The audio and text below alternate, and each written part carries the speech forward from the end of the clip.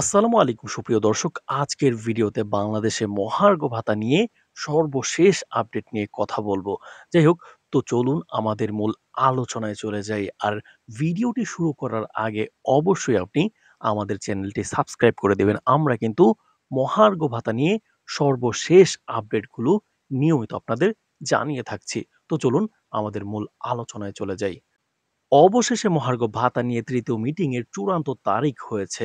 আগামী 25শে জানুয়ারি মহার্ঘ ভাতার তৃতীয় মিটিং অনুষ্ঠিত হবে। আজকের ভিডিওর মাধ্যমে জানতে পারবেন কবে থেকে মহার্ঘ ভাতা কার্যকর করা হবে, কোন গ্রেডের কর্মকর্তা কত পার্সেন্ট হারে মহার্ঘ ভাতা পাবেন। আশা করি ভিডিও শুরু থেকে শেষ পর্যন্ত দেখবেন।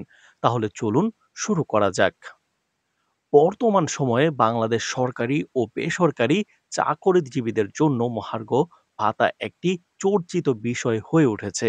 ক্রমবর্ধমান মূল্যস্ফীতি ও জীবনযাত্রার ব্যয় বৃদ্ধির কারণে মহার্ঘ ভাতার দাবি দিন দিন জোরালো হচ্ছে। ইতিপূর্বে মহার্ঘ ভাতা নিয়ে দুটি বৈঠক অনুষ্ঠিত হয়েছে এবং তৃতীয় বা চূড়ান্ত বৈঠক নিয়ে আলোচনা চলছে। আজকের এই ভিডিওতে আমরা মহার্ঘ ভাতার সর্বশেষ আপডেট, প্রস্তাবিত হার এবং এর সাথে সম্পর্কিত বিভিন্ন গুরুত্বপূর্ণ তথ্য তুলে ধরব।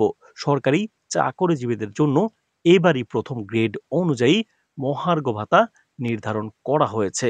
পিছনের গ্রেডের কর্মচারীরা তুলনামূলক বেশি হারে এই ভাতা পাবেন, আর সামনের কর্মকর্তারা পাবেন কম হারে। জনপ্রশাসন মন্ত্রণালয় এক বিশ্বস্ত সূত্র জানান, আগামী 24 অথবা 25 জানুয়ারি তৃতীয় মিটিং অনুষ্ঠিত হবে। অর্থ মন্ত্রণালয়ের প্রস্তাব অনুযায়ী 1 থেকে তৃতীয় গ্রেড মূল বেতনের 15%, চতুর্থ থেকে দশম গ্রেড মূল বেতনের 25%, 11 থেকে 20তম গ্রেড মূল বেতনের 30% হারে মহার্ঘ ভাতা পাবেন। সর্বনিম্ন বেতন বৃদ্ধি ৬,০০০ টাকা, সর্বোচ্চ বেতন বৃদ্ধি ৯,৮০০ টাকা। কোনো চাকরিজীবী ৬,০০০ টাকার কম মহার্ঘ ভাতা পাবেন না। মহার্ঘ ভাতা কার্যকর হওয়ার পর আগের সরকারের দেওয়া 5% বিশেষ প্রণোদনা সুবিধা আর বহাল থাকবে না। পেনশনভোগী কর্মকর্তা কর্মচারীরাও এই মহার্ঘ ভাতা পাবেন। ইনক্রিমেন্টের সময় এটি মূল বেতনের সঙ্গে যোগ হবে। অর্থ মন্ত্রণালয় জানিয়েছে, বর্ধিত ভাতার অর্থায়নের জন্য উন্নয়ন বাজেট কমানো হবে। তো ফেব্রুয়ারি মাসের বেতনের সঙ্গে এই ভাতা কার্যকর করার পরিকল্পনা রয়েছে। জনপ্রশাসন মন্ত্রণালয়ের সিনিয়র সচিব মোখলেসুর রহমান বলেন, চলতি অর্থ বছরের মধ্যে মহার্ঘ ভাতা ঘোষণা করা হবে। তবে নির্দিষ্ট হারে এখনো, অর্থাৎ নির্দিষ্ট হার কিন্তু এখনো সিদ্ধান্ত হয়নি, যা তৃতীয় মিটিংয়ে আমরা দেখতে পাবো।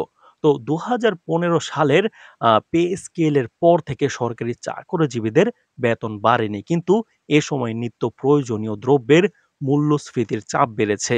এই পরিস্থিতি মোকাবেলায় চাকরিজীবীরা দীর্ঘদিন ধরে মহার্ঘ ভাতার দাবি জানিয়ে আসছিলেন।